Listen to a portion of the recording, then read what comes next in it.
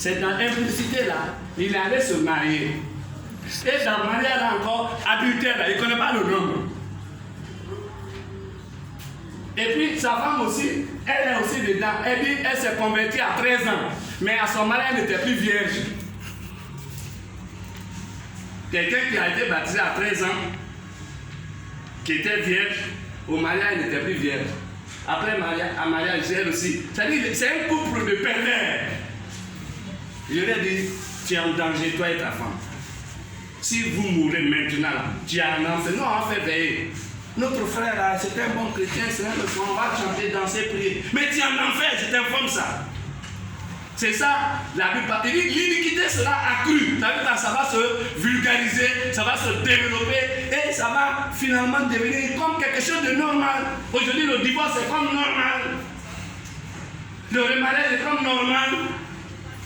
L'adultère est comme normal. L'impudicité, là, on n'en parle pas. La masturbation, là, on n'en parle pas. Et chacun pense qu'il se débrouille comme ça. Il est à l'église. Et comme quand il va à l'église, ce qu'on dit à l'église aussi, ça ne fait rien. Donc c'est ça un peu la religion là. La religion s'appuie sur un seul pilier. Dieu est bon, il est merveilleux, il va faire des miracles, on va aller au ciel pour se marier, on va faire le tour de la terre, on va aller à Paris. La religion a un seul message. Un message de plaisanterie, de distraction. C'est ça, Karl Marx parlait que c'est drogue. Ça fait dormir. Mais le vrai évangile n'annonce pas seulement les promesses. Il dit, tu n'as pas de responsabilité pour voir la gloire de Dieu. Il dit, Dieu a tant aimé le monde qu'il a donné Jésus-Christ afin que quiconque, ça c'est la responsabilité.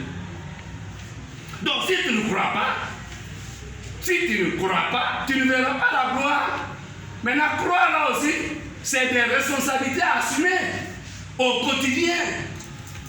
C'est pas le mot là n'est pas au passé. Ah, j'ai cru, et puis maintenant j'ai fini. Non. Donc j'ai dit au frère, tu es en danger. Tu es en danger, toi et ta femme, vous êtes en danger. Ça veut dire que vous avez abandonné le salut. C'est pourquoi tu viens à l'église, ça ne te dérange pas. Parce que quand le salut est le leitmotiv, le centre d'intérêt de notre rencontre avec Jésus, que c'est le salut de mon âme, je suis vigilant. Ma motivation ne sera pas extérieure. Ma motivation viendra de moi. J'en suis conscient. Jour et jour, soir et matin. On ne va pas me pousser.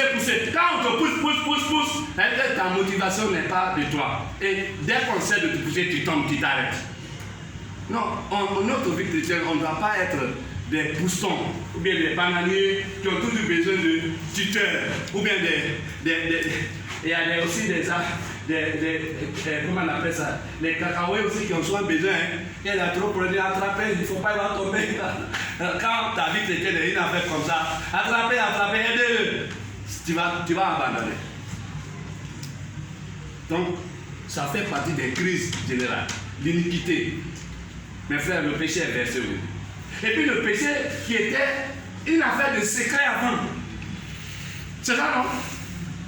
Même l'adultère avant là, nos parents, c'était secret. Hein? Les femmes qui commettent, matin, elles sortent à 22h, 23h. Matin, vous les voyez à 5h du matin. Elle vient se coucher comme si elle allait dormir chez quelqu'un.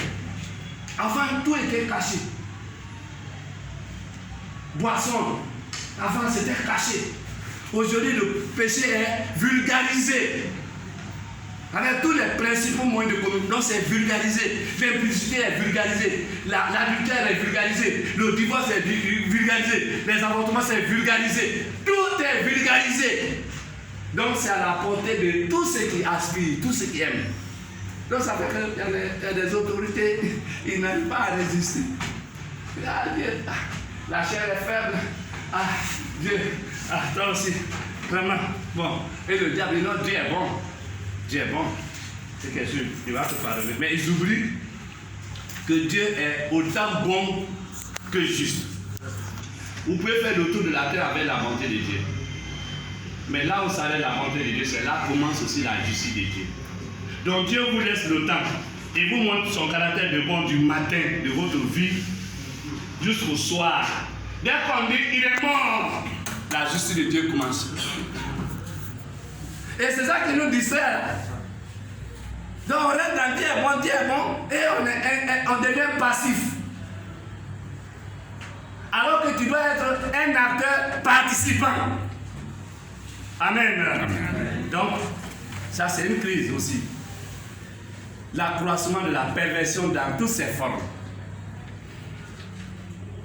Et puis, 8e grande crise, l'abandon de l'amour divin.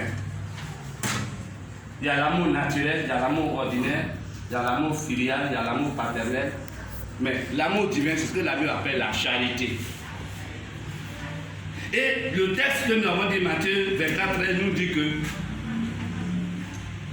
les autorités, quand on dit la charité du plus grand nombre, c'est-à-dire les autorités, c'est nous. Il ne s'agit pas des païens. Mais on dit que les autorités spirituelles, ils vont commencer à abandonner le divin. Le divin. Vous voyez, le divin, quand il est en nous, il vous rend capable d'aimer inconditionnellement, sans intérêt. Le divin, il aime sans intérêt. Le naturel, lui, il aime par intérêt. L'intérêt peut être économique, l'intérêt peut être social, l'intérêt peut être linguistique, l'intérêt peut être morphologique, l'intérêt peut être... L'intérêt... Là, elle est très jolie. Son visage est trop brillant. Je veux ça. Donc ça, c'est l'intérêt. Mais dedans là, ça ne l'intéresse pas. Le frère me dit que non, quand il faisait enquête pour voir la spiritualité de la sœur, c'est quand, au moment là, elle a pris un jeûne de 40 jours. Il dit, ah, mais là, c'est vrai ce que je veux. Ça, c'est une... Oh, elle est en train de jeûner dans l'iniquité. Elle est en train de jeûner dans l'iniquité, c'est-à-dire impudicité. Donc il est déçu. Quand il m'a dit ça, il a dit, mais c'est ça l'intérêt. Ça nous trompe souvent. Là, comme elle a des belles dents, elle a un bon format. Ah, ça m'intéresse. Ça, c'est le naturel. Vous voyez, les disciples, quand ils vivaient avec Jésus, ils aimaient la morphologie, la beauté. Quand il dit non, Pierre dit jamais. Toi et moi là, oh, non, jamais. Celui qui va te toucher, il va me toucher. Ça, c'est l'amour naturel. L'amour naturel, il a des insuffisances, il a des défaillances. L'amour naturel engendre, vous voyez, l'égoïsme, l'avarisme, tous les ismes, là, il est limité. Et Jésus dit que la fin des temps va influencer tellement les autorités spirituelles que quelques-uns vont commencer à devenir méchants, égoïstes, avares, indifférents. Et il y en a plein aujourd'hui. Il y a des gens aujourd'hui qui vivent avec leurs collaboratrices, c'est-à-dire leurs secrétaires. Mais il va manger, il ne va pas dire tiens pour toi. Ah, j'ai dit mais donc lui il pense que c'est lui seul qui est homme pas. Le secrétaire là c'est ange. Ouvrier là, c'est ange. Je suis allé une fois avec un frère quelque part, et puis on m'a donné, j'ai pris en voiture, sans taxi. On m'a donné transport. Et puis je lui ai donné 15 000 francs. Il dit non, parce que je dis non. Tu es père de famille aussi, je t'ai pris toute la journée. Non, tu n'es pas un ange. Tu n'es pas un esprit. L'homme n'est pas un être fictif. Autant ce que tu sens, lui aussi il a ça. Il a femme, il a enfant. Non, il ne faut pas vivre pour toi seul. Et actuellement, on a beaucoup d'autorités spirituelles qui ne vivent que pour eux seuls. Les autres n'ont rien, n'ont droit à rien. Tout pour lui seul d'abord. Ça, c'est une crise annoncée. Ça fait partie des crises annoncées. La charité du plus grand nombre se refroidira. Donc, comment on appelle ça? L'apostat. La mort spirituelle, c'est ça. Et quand quelqu'un est apostat, il devient cruel. Il devient plus dangereux qu'un démon, qu'un sorcier. Sans. Alléluia. Amen. Alors, voilà le tableau. Mais, qu'est-ce que tu attends d'une autorité comme toi et moi? Alors, Quand nous lisons les 3 textes que nous avons lus là, il y a un mot qui est apparu 3 fois. Si quelqu'un est bien attentif. Dans Matthieu 24, le mot là est apparu. Dans le verset 13, non? Hein?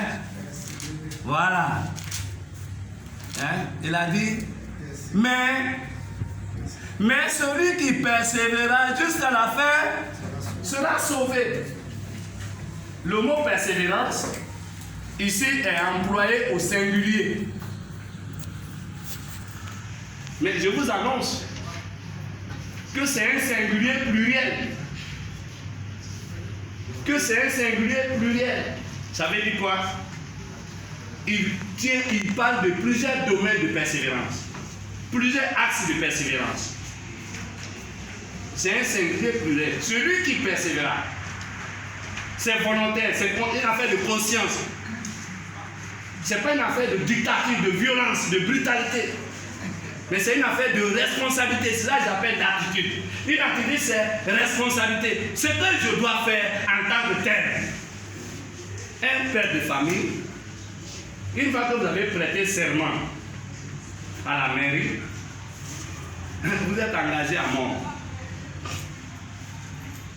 Il y a un ami qui met sa femme en dernière position dans ses avoirs.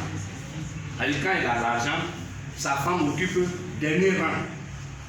Sinon, premier rang, c'est les parents qui sont au village. Je lui ai dit, tu as une dépression. Tu es dépressif.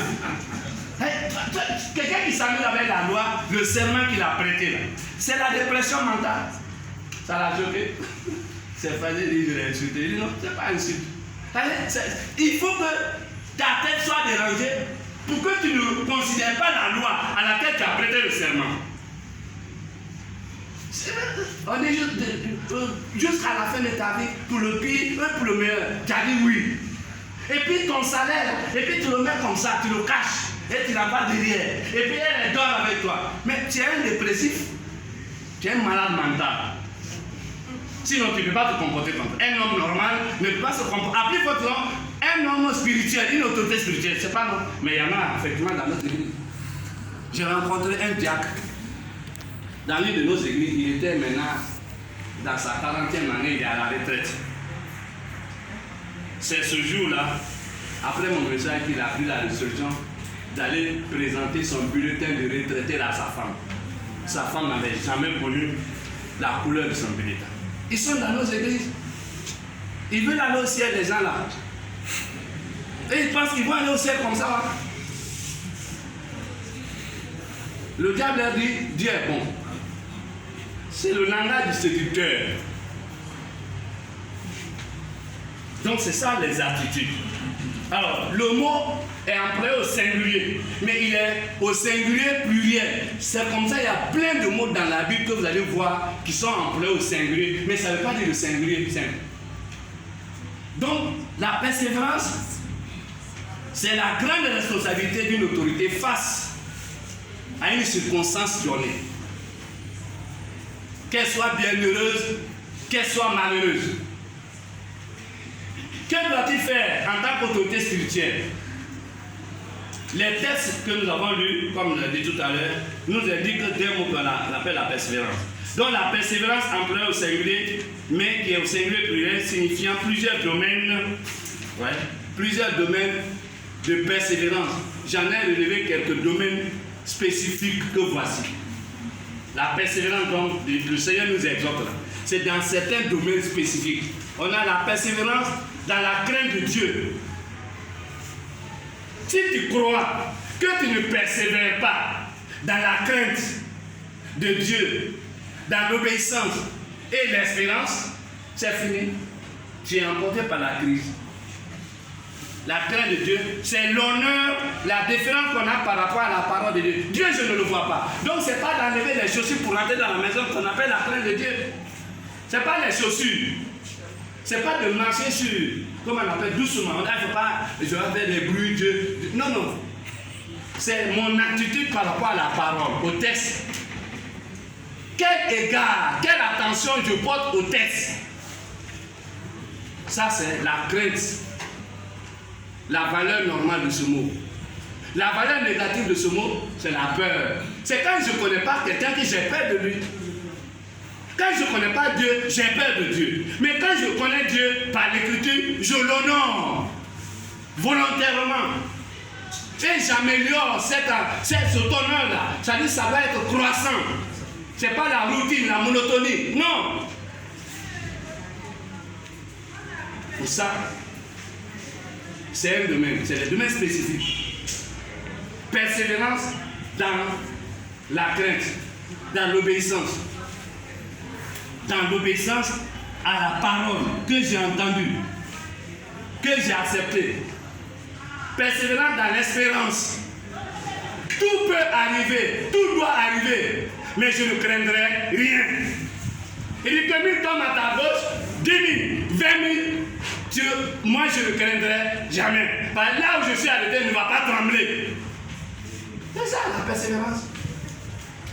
C'est l'attente de l'accomplissement, l'attente joyeuse et patiente dans ce que Dieu a dit. Dieu a dit, je ne vous abandonnerai pas. Je sais que vous êtes en Côte d'Ivoire et que la Côte d'Ivoire ça ne va pas. Les gens sont mauvais. Vous êtes dans le monde, qu'il y a les démons. Mais j'ai dit que je ne vais pas t'abandonner. Donc entre bruit de guerre et je ne vais pas t'abandonner, où ton oreille doit être? Ton oreille doit être sur, je ne vais pas t'abandonner. Mais si tu oublies, je ne vais pas t'abandonner. Comment on va faire? Oh, cette fois-là, c'est grave. Comment on va faire? C'est fini. Mais que tu n'as plus d'espérance. Et le trouble va t'emporter. Ça va te déstabiliser. Voyez. Persévérance dans l'amour et la cœur. L'amour. L'amour divin. Le partage. En tout cas, moi, depuis mon bureau là où je suis assis là, le matin quand je viens, je paye un pain entier. C'est bizarre, non? Je paye un pain entier. Je le coupe. J'ai mon petit morceau. Je garde l'autre morceau, soit pour ma secrétaire, soit pour mon premier visiteur. Tous les matins. Il y a toujours un petit morceau. Je me dis que quand je mange, Dieu va envoyer quelqu'un qui a besoin. Ce quelqu'un-là, ça peut être un collègue, ça peut être un visiteur, ça peut être. Matin, quand je monte à mon bureau, j'ai mon pain. À moins que tu dis non, ce qui est dedans là, ça ne m'intéresse pas. Donc, tous mes responsables là, je les sers. Quand c'est le DG qui vient, il dit, pendant qu'il dit là, il y a le pain ici. Là, il y a le sucre ici. Ah, il y a le café ici. Je ne pense pas à moi seul. Chez moi à la maison, quand il y en a, je ordonne, il faut donner ça, il faut donner ça. Au début, c'est comme ça. Je lui ai posé, finalement, il a compris. Donc, il ne faut pas l'amour. Il faut persévérer. Il ne faut pas dire non, comme j'ai déjà fait comme ça, et puis on a fait comme ça. Donc, c'est que tu es en train d'abandonner. Et il y a beaucoup de chrétiens qui sont comme ça. Ils font plus. Persévérer dans la consécration. Dans la consécration, la fidélité et la loyauté. On a prêté serment à Dieu par le baptême. On est à quel niveau? Ce serment qu'on a prêté. Moi, quand quelqu'un vient me voir, tu as fini de poser tous tes problèmes. Je pose deux questions. Tu es baptisé à quelle année? Là, je suis baptisé en 1990. Ok. Baptême que tu as fait en 90, elle te disait que c'est le serment. Un vœu que tu as prêté pour vivre le reste de ta vie maintenant pour Dieu. De 1990 à maintenant, là, est-ce que tu as honoré cet engagement? Tu n'as pas trahi Dieu? Quand il a répondu maintenant, il dit, mais ce n'est pas dans les sorciers qui sont ton problème, c'est toi-même qui es le problème. Tu as un problème entre toi et Dieu. Tu as trahi Dieu. Ne pas honorer l'engagement, c'est une trahison. Et il y a beaucoup de traîtres dans nos églises aujourd'hui. Et cela, ils gèrent l'esprit, ils font des incantations. Ça ne marche pas. Il faut persévérer dans la consécration, dans la fidélité et la loyauté. Tu as dit oui à ta femme, à ton mari. Il faut que tu meurs dans le oui là. Mais si tu as fait quelque chose en coup de l'autre, tu es un traître. C'est ça la Bible appelle, le français dit traîtrise, trahison. Ne trahissons pas Jésus. Dis à ta soeur, ton frère, ne trahis pas Jésus. Ensuite, persévérance dans le service de Dieu, d'évangélisation. Il dit qu'il faut que la bonne nouvelle là fasse le tour. Pour ne pas que quelqu'un dise, moi je n'ai jamais entendu parler. Donc on doit servir. On doit servir. Voyez? Persévérance dans la pureté. La pureté, l'équité, la pureté, l'honnêteté, la sincérité. Si ton frère a fait que c'est pas bon, va vers lui, peu importe. S'il veut te cracher les yeux, couche-toi, parce que c'est ça. Ton Seigneur que tu suis là, il est humble de la naissance à la mort. Il y a un frère qui est venu me voir un jour, il dit, ah, sa femme est un cahier dentaire, il a fait tout. Quand il a dit ça, il dit, bon, tu as tout fait, tu as demandé pardon sans les gens. Mais il dit, non, pasteur, oh, moi-même là, je suis fatigué. Tel pasteur, vraiment. Je lui ai dit, mais est-ce que déjà tu t'es une fois déshabillé pour te coucher? Tu t'es mis à nu pour te coucher devant un Dieu. Tu ne te demandes pas. Tu as fait ça déjà. Ton Seigneur, lui, on l'a mis à nu pour le faire traverser la rue de Jérusalem. Toi, je ne te dis pas de traverser ton quartier. Je dis de te mettre à nu pour te coucher en bas de ta femme pour dire, maman, je te demande pardon, je suis trop mauvais. Tu as une fois fait ça là. Viens, ça là, c'est ma catastrophe. Je dis, mais tu n'es pas humble. Tu n'es pas humble, c'est pourquoi le problème ne peut pas finir. Tant que tu tiens à ton honneur, à ta dignité, toi, Jésus, s'il avait tenu compte de sa dignité, on ne serait pas sauvé. Mais il a perdu tout. On l'a mis en caleçon public. Qui parmi nous déjà l'a souffert quand on a fait ça?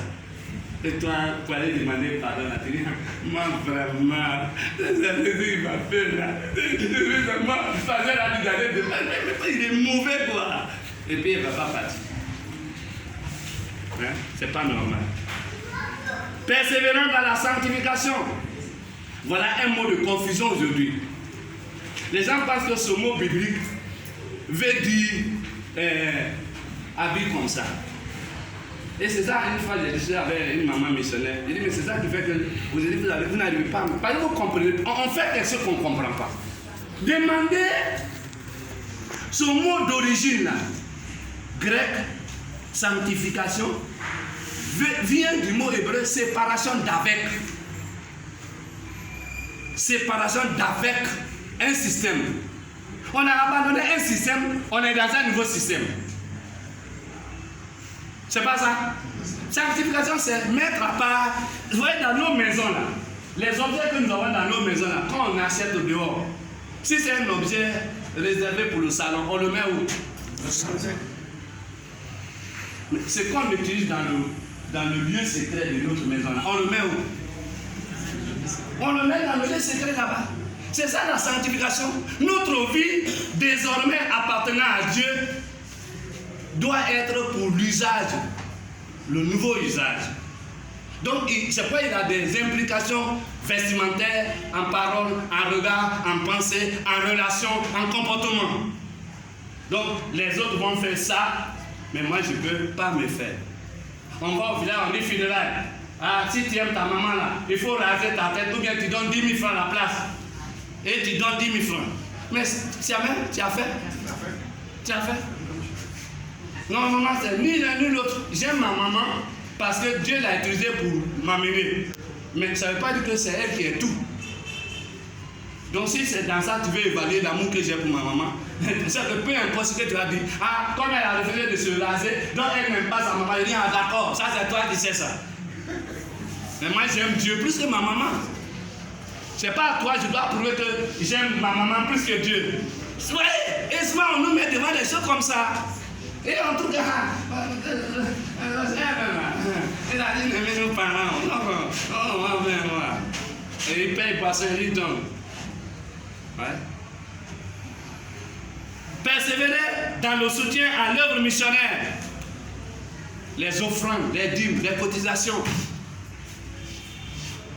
Ça, il faut ça. Tout à l'heure, le restaurant a annoncé. C'est ça. Il y en a qui trouvent que c'est pas. Mais c'est trop. Mais attends. Mais on vit pour ça. Tu as prêté seulement que ta vie, ton cœur, ton âme, tes biens, ton avenir, ton présent, ça appartient à qui? C'est pour Dieu. Alors s'il te demande, donne-lui. Parce que tu lui as prêté serment en fait. Donc il ne faut pas vivre contrairement à ton serment. Ça va être la déloyauté. Il a demandé 50 000 tout à l'heure. Il faut qu'on trouve les 50 000.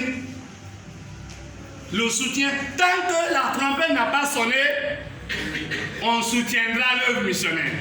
Donc priez pour que la trompette sonne. Peut-être après demain. La trompette n'a pas sonné. Là, on va plus parler de dîmes, de offrandes, de cotisations. C'est pas ça? Accompagnement, rapport. Hein? On va prier tout à l'heure pour ça. La trompette n'a pas sonné. Et puis comme ça, on est libéré. Il y a des avares qui sont contents quand on va content. Ils sont contents de dire, ah, c'est mieux, parce que, dîme là. Chaque mois. Ils veulent entendre pour dire, bon, j'ai vu, il y a plus de dîmes, ils vont acclamer. Mais on est sauvés. Regardez, il y a des avares, ça. Et la persévérance dans la prière, dans le jeûne et dans le combat spirituel.